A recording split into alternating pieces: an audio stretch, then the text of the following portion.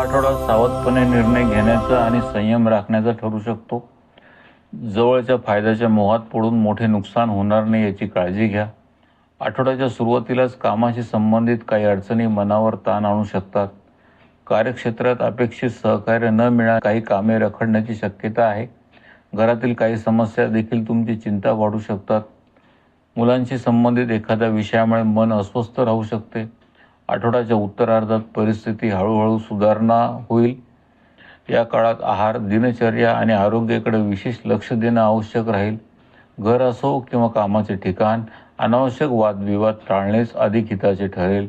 काही प्रसंगी शांत राहणे आणि मौन पाळणे हेच तुमच्यासाठी योग्य ठरेल. सामाजिक प्रतिष्ठा जपताना अनेक पाऊल विचारपूर्वक उचलावे लागतील. भेटीगाठीमध्ये अडथळे येऊ शकतात आणि जीवनसाथीसोबत किरकोळ मतभेद पण संभवतात.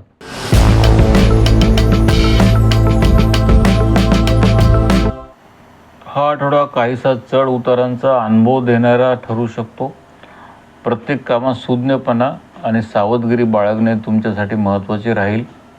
वेळ, ऊर्जा आणि पैशाचे योग्य नियोजन केल्यास अनेक अडचणी टाळता येतील.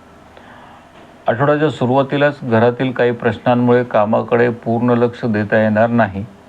अचानक लांबच्या प्रवासाचा योग येऊ शकतो. हा प्रवास अपेक्षेपेक्षा अधिक थकवणारा आणि कमी लाभदायक ठरू शकतो. प्रतिकूल परिस्थितीत सुद्धा मित्र आणि शुभचिंतकाचे सहकार्य मिळत राहतील. काम करणाऱ्या महिलांना घर आणि काम यांचा समतोल राखण्यासाठी अधिक प्रयत्न करावे लागतील. विद्यार्थ्यांचे मन अभ्यासातून सहज विचलित होण्याची शक्यता आहे.